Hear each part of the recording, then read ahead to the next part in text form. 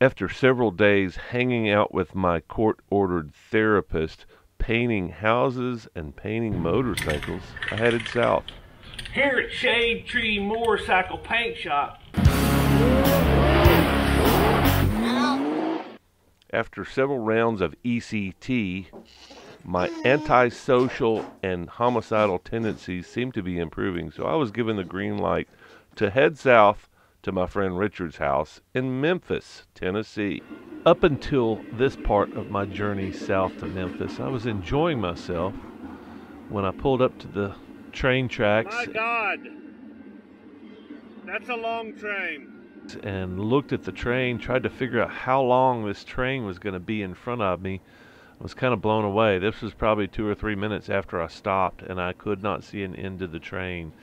It reminded me of those trains that go across Nebraska and Iowa, and quite possibly could have been the same train.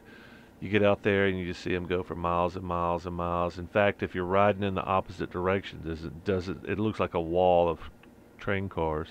Shortly after this, I got ready to go and cranked up my bike and could not get it moving. Every time I let out the clutch, the bike stalled. And then I realized my kickstand was still down. BMW's the only bike on planet Earth that will start in first gear with the kickstand down. Shit, that was a long train.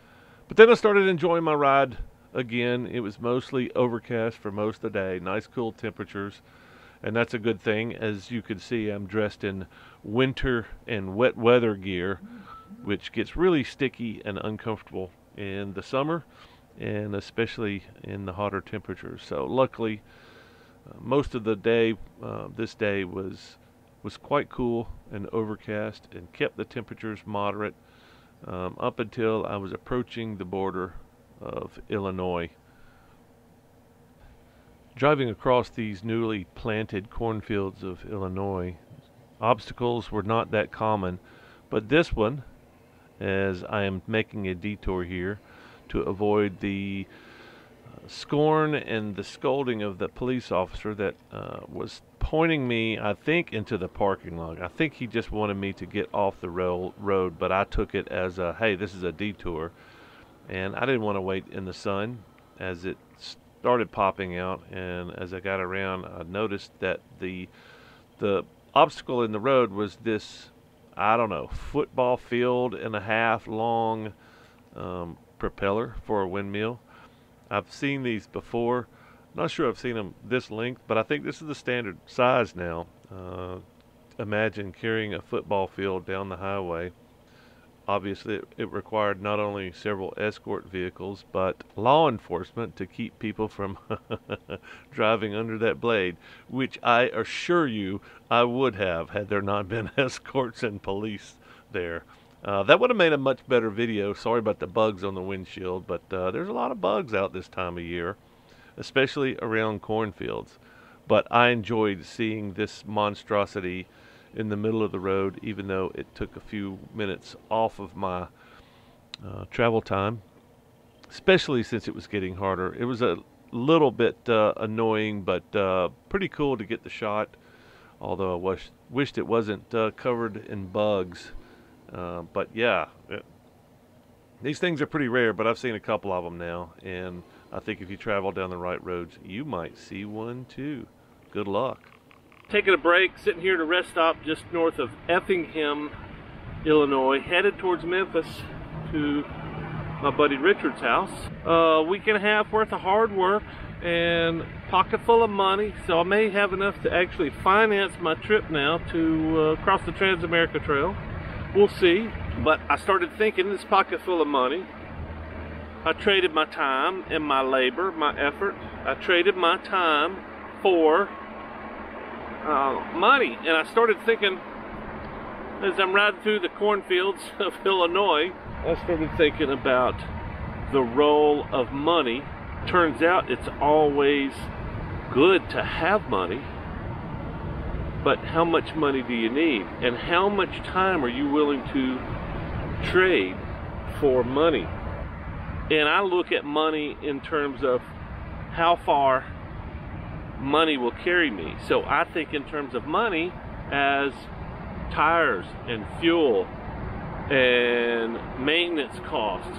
So that's my only thing that I think about beyond food, and I really don't need that much food. Food's probably one of my major expenses when I'm not traveling, but if you think of it in terms of, okay, once I meet my basic requirements, and you could probably find some places to eat free food, so even that's not a real profound mover. Over the years, I have transformed the way I think about money into something a little bit more concrete. Rather than collecting money, filling a bank account, filling a house full of stuff, collecting things to paste all over my walls, and trying to compete with the neighbors on who's got the most stuff and the best stuff, and who's got the biggest, most expensive stuff, instead of playing that game like I did for a few years. I kind of wised up pretty quickly, but I think of how ridiculous it becomes at some point in your life. Hopefully people watching this will get to the same point that I am. I feel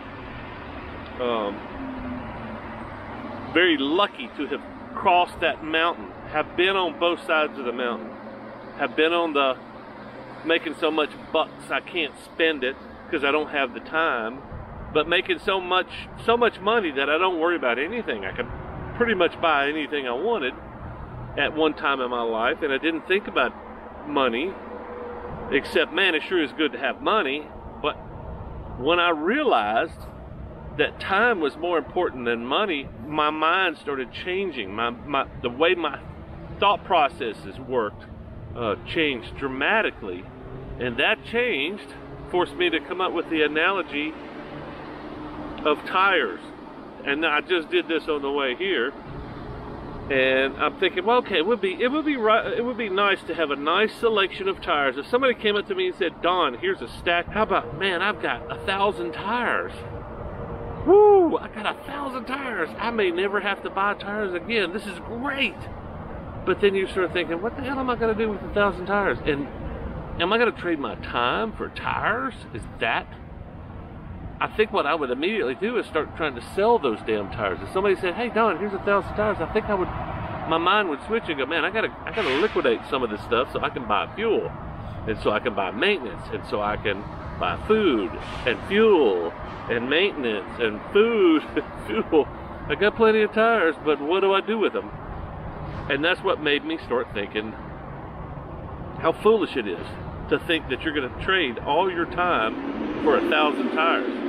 Somebody gives you 1,000 tires, okay, well, yeah, that's something you can deal with. But if you say, hey, Don, I need you to work 10 months, which is not a lot for most people. Most people don't get 60 days off every year. But if you said 10 months to get all these tires, I would say, no, I don't have that much time, and I don't need that many tires. Well, that's the deal, Don. I want you to work for these tires. I would be like, I don't need that many tires. And that's kind of how I feel about money now. A thought experiment that might help you guys think of things differently, like I have come to think of the world and money. Money is, to me now, is only important in that I can buy the stuff I need to have the adventures, to have some kind of a life that makes me smile and brings value to my life. And that amount of money is I probably have a huge difference in the amount of money that makes me smile and makes me happy, because I've gotten rid of all the shit that's tying me down. I've gotten rid of all the, the mortgages and the payments, all that crap. All that's doing is just tying you down. And, if you have 1,000 tires, you got to keep them somewhere, right? You got to have a storage shed. You got to have some place to keep. I mean, people will come steal your tires if you don't keep them tied down. So what's that 1,000 tires doing for you? It might do a lot more for me than it would for you, but blah blah blah philosophy. The main reason I came to Memphis was to get a burger from this country store. Well, that, and to talk to this guy about the TAT, or the Trans-America Trail. Yep. Trans-America Trail? Trans-America Trail. We haven't figured out what the heck we're doing yet, but we got an idea. You've been twice? 1.5 times. 1.5 times, okay. Richard, you might remember, joined me on the low-budget adventure last summer after the clusterfuck in Dinosaur, and we spent several days riding through Idaho and Montana before he had to head back home to work. You might remember he is the one-legged badass thrashing his Harley through the woods. If you could thrash a Harley with one leg, surely you could thrash a KLX 300, which is what he did a few weeks ago. If you watched the Camp and Cook video, you might have seen Richard showing us how to cook steaks on a fire, then coaching a newer adventure rider how to cross creeks and showing us how it is done. Then cheering that same rider on when he attempts to turn his Tiger into a submarine.